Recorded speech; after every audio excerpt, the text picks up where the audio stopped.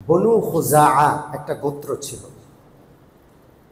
তাদের নেতা রাসূলুল্লাহর হাতে এসে মুসলমান হলো, ইসলাম গ্রহণ করলো। আল্লাহর হাবিব সাল্লাল্লাহু আলাইহি ওয়াসাল্লাম তাকে ঈমানের দাওয়াত দিলেন। পাশাপাশি ইসলামী রাষ্ট্র ব্যবস্থা থাকলে রাষ্ট্রীয় উদ্যোগে যাকাত গ্রহণ করতে হয়। রাসূলুল্লাহ তাকে যাকাতের দাওয়াত দিলেন।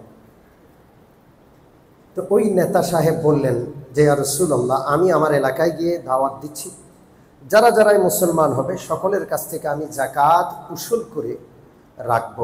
আপনি ঠিক অমুক তারিখে আমার কাছে আপনার প্রতিনিধি পাঠালে আমি তার কাছে আমার এলাকার যাকাত যেগুলো আমি উঠালাম সবগুলো হস্তান্তর করে দিই।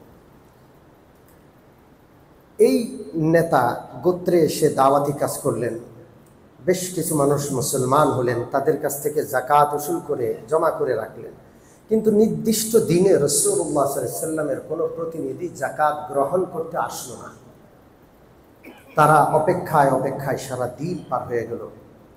ওই নেতা বললেন, রাসূলুল্লাহ তো ওয়াদা ভঙ্গ করেন না, অবশ্যই তার লোক আসার কথা ছিল, নিশ্চয়ই রাসূলুল্লাহ কোনো কারণে আমাদের উপর রাগ হয়েছেন, রাগান্বিত হয়েছেন, এই জন্য হয়তো তিনি যাকাত উসুলকারী পাঠান নাই।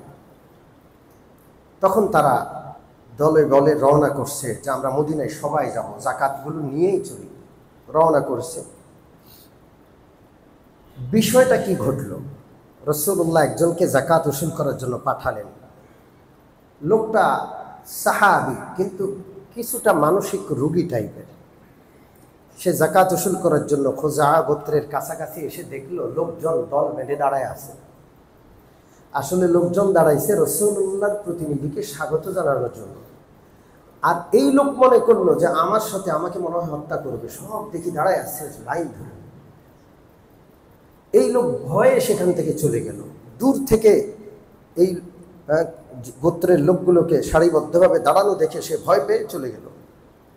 গিয়ে আল্লাহ রসুলের কাছে বলল, ইয়া রাসূলুল্লাহ, আমি তো যাকাত উসুল করার জন্য গেলাম, ওরা তো যাকাত দিলই না, আমারে মারার জন্য সব প্রস্তুত। আমি যদি আরেকটু আগে বাড়তাম আমারে শেষ করে ফেলত। বিষয়টা কি বুঝতে পারছেন?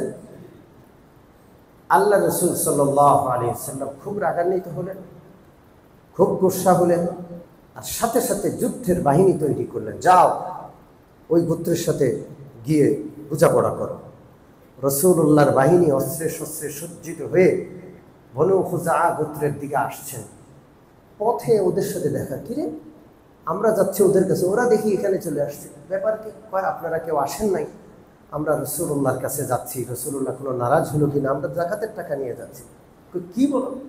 রাসূলুল্লাহর কাছে তো সংবাদ পৌঁছে তোমরা যুদ্ধের জন্য প্রস্তুত, আমরা তোমাদের মোকাবেলার জন্য আসছি। আল্লাহর কসম, রাসূলুল্লাহর পক্ষ থেকে কোনো প্রতিনিধিই তো আসে নাই।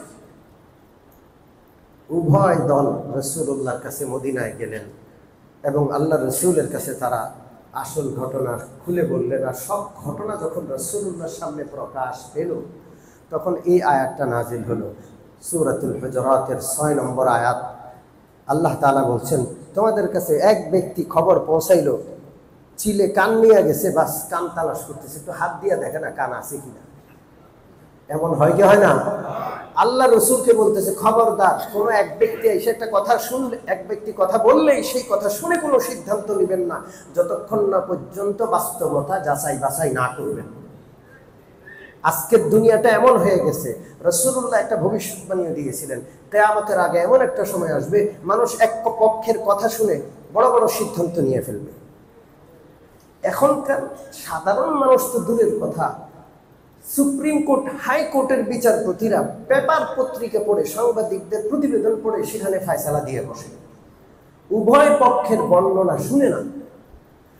মার কাছে এক ছেলে এসে আরেক ছেলের বদনাম করছে, মা ওই ছেলের পক্ষ নিয়ে আরেক ছেলের উপর জুলুম শুরু করে। বাবার কাছে এসে এক ছেলে কথা বলছে আরেক ছেলের বিপক্ষে, যাচাইও করে না, বাবাও আরেক ছেলের বিপক্ষে একসাথে চলে যায়। এরকম হয় কি হয় না? এগুলো সব কিয়ামতের আলামত। ফেসবুকে একটা খবর দেখলাম, বাস এটা শেয়ার করলাম, এটার উপর কমেন্ট করলাম, এগুলো হয়েছে না? রমজানের শুরুতে হয় নাই? এটা আমি আপনাদেরকে শুনাই নাই? এগুলো সব কিয়ামতের আলামত। বাস্তবতা যাচাই না করে এক পক্ষে ঠেলে নিয়ে যাওয়া, এটা কিয়ামতের আলামত। আল্লাহ রাসূল সাল্লাল্লাহু আলাইহি ওয়াসাল্লামকে আল্লাহ তাআলা সতর্ক করছেন, হ্যাঁ, আন তুসিবু ফাতাবায়ানু, সমস্ত ঘটনা যাচাই করবেন। আন তুসিবু কওমান বিজাহালাতিন ফাতুসবিহু আলা মা ফাআলতুম নাদিমিন, না হয় আপনি এমন এমন পদক্ষেপ নিয়ে ফেলবেন যেই পদক্ষেপে এত এত বড় ক্ষতি হয়ে যাবে, এরপরে লজ্জিত হয়ে এই ক্ষতিপূরণ আর পোষাইতে পারবেন না। আমাদের মনে থাকবে ইনশাআল্লাহ। এক নম্বর কথা। দুই নম্বর কথাটা আরো ছোট করে বলি। ইসলামের গুরুত্বপূর্ণ একটা মূল নীতি আছে, আল ওয়ালা ওয়াল বারা। যারা বড় আলেম আছেন আমার এই শব্দটা শুনেই তারা বুঝে ফেলছেন, আল ওয়ালা আল বারা ইসলামের গুরুত্বপূর্ণ একটা মূলনীতি, বন্ধুত্ব এবং শত্রুতার নীতিমালা।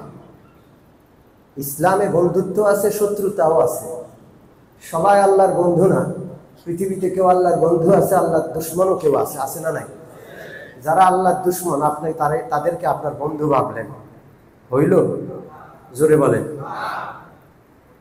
একটা হাদিস আছে বুখারী শরীফে, আল হুব্বু ফিল্লাহ ওয়াল বুগদু ফিল্লাহ মিনাল ঈমান।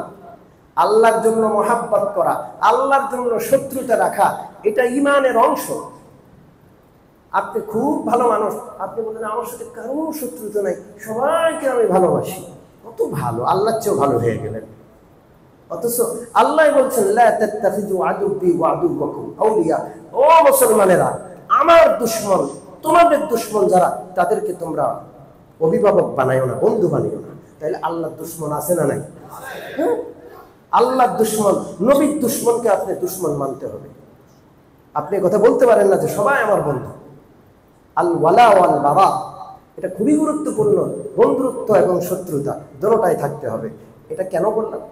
আজকে সূরাতুল ফাতহের শেষ আয়াতে সাহাবাদের কিছু গুণাবলী আছে। আল্লাহ রসুলের সাহাবারা কেমন ছিলেন, আল্লাহু আকবার। নবীদের পরে পৃথিবীতে এত ভালো মানুষ, এত কোয়ালিটিফুল মানুষ আল্লাহ আর তৈরি করেন নাই। আল্লাহ বলছেন মুহাম্মাদুর রাসূলুল্লাহ, মুহাম্মদ হলেন কার রাসূল? ওয়াল্লাযীনা মাআহু আশিদ্দাউ আলাল কুফফার রুহামাউ বাইনাহুম, যারা তার আশেপাশে আছেন তারা কারা? সাহাবী। জোরে বলেন। হ্যাঁ, নবীরা যেমন নির্বাচিত, নবীর সঙ্গে কারা হবে সেটাও কার কর্তৃক নির্বাচিত? তারা কেমন ছিলেন? আশিদ্দাউ আলাল কুফফার, কাফেরদের ব্যাপারে কঠোর, রুহামাউ বাইনাহুম, আপোষে একে অপরের ক্ষেত্রে বড়ই দয়ালু।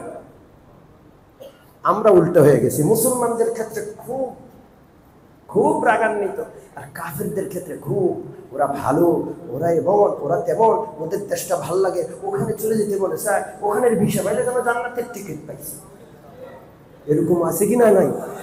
এই দেশটারে ভাল লাগে না, নোংরা, এইটা সেটা। এই দেশে যে আজানের আওয়াজ শুনে, এই দেশে যে এত হাফেজ, এই দেশে যে এত আলেম, এই দেশে যে এত সুন্দর নামাজের পরিবেশ, এই দেশে যে এত সুন্দর রমজান হয়, কিচ্ছু মনে নাই। খালি ওই দেশের পরিষ্কার পরিচ্ছন্নতা আর সুন্দর সুন্দর ঘর বাড়ি দেখে ওই দেশটা ভালো লাগে।